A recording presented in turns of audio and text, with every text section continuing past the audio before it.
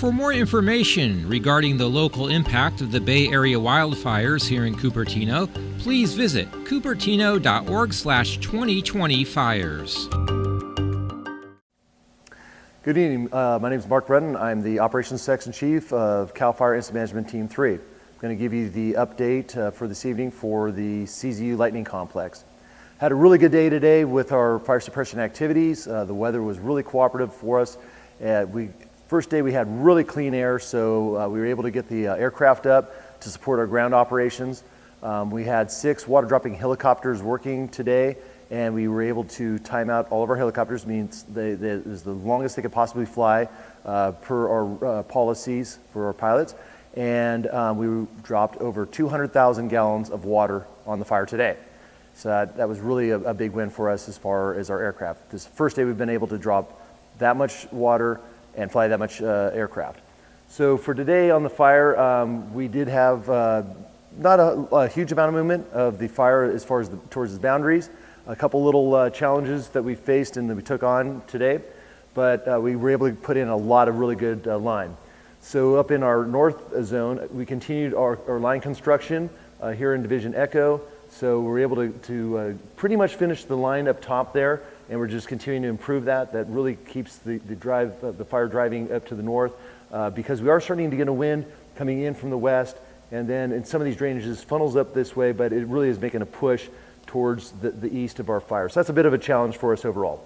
Up in the Division Gulf and Kilo area, very important that we hold this. We've got a line towards the bottom, not exactly an area we want to have a line or put a line, but that's all we had available to us to construct, but we're improving it, we're holding it. It's very important that we hold that because if we were to lose that, fire would come up to one of our control objective boundaries and then potentially into Santa Clara County, something we do not want at all, so that's why we've really staffed that up with resources. We're continuing to improve that line. The fire, fortunately, for the past few days has been creeping slowly down towards the line, so it won't be able to get a lot of momentum, even with a wind onto it, to make any sort of significant runs. And our weather that we're looking at this week will not give us a situation where that will have created spotting conditions or push this fire into a run across that canyon. So overall, that's still looking pretty good, and we're real confident we're going to be able to hold that. Moving down our Highway 9 corridor, fire still hung up above Boulder Creek, and not a huge amount of advancement there. We're putting in line. It's heavily patrolled with our resources, taking the time to extinguish at point protection among homes. Again, this is burning down in some really steep, rugged terrain through this entire Highway 9 corridor. A lot of fuels in there, a lot of drainages, a lot of challenges for us. Not a lot of good areas that we can put any sort of our control lines in that are real effective. So we're just really having to change our strategy, our thought process on how we're going to attack this. And we're able to kind of herd the fire around and keep it up in check at this point. So still, the community is somewhat threatened, but I think we're looking pretty good overall, all the way from the top down into Boulder Creek itself, the northern part and southern part of Boulder Creek.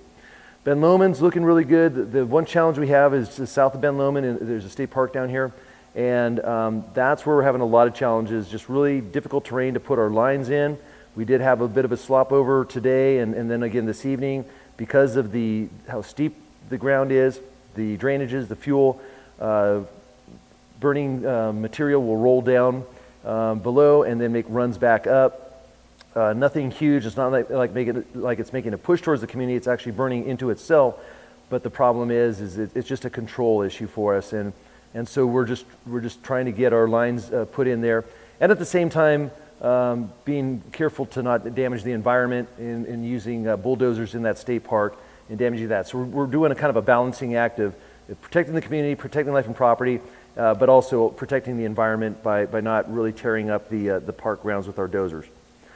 Down on the south, this has been an area of concern for the communities of Santa Cruz and for the UC Santa Cruz campus. Again, our line that we have between Highway 1 and Highway 9 is holding very well, and that's a secondary line.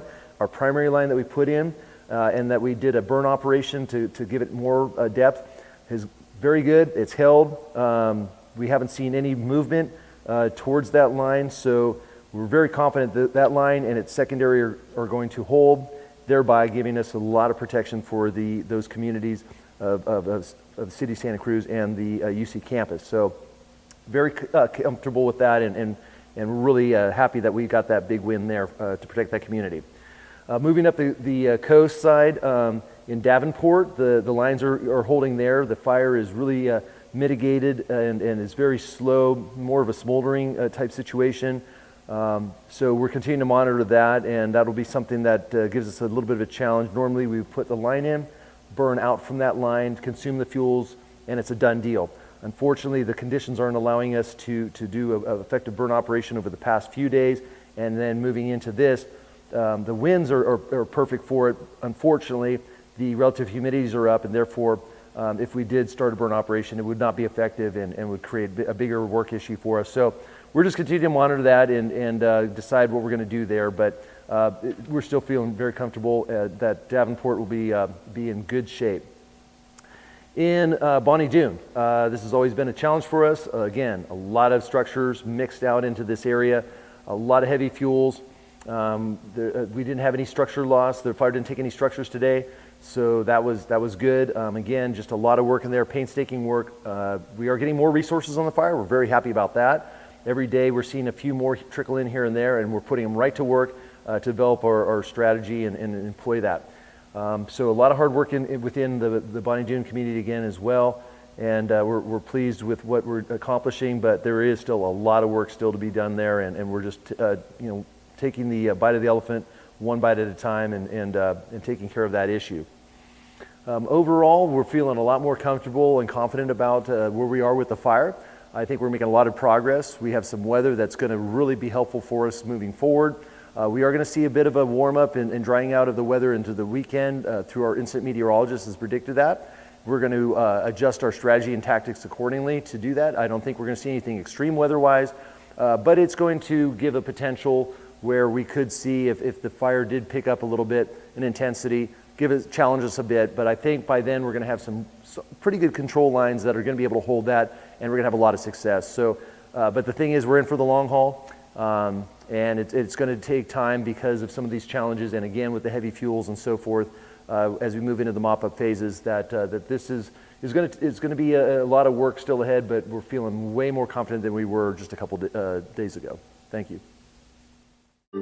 For more information regarding the local impact of the Bay Area wildfires here in Cupertino, please visit cupertino.org/2020fires.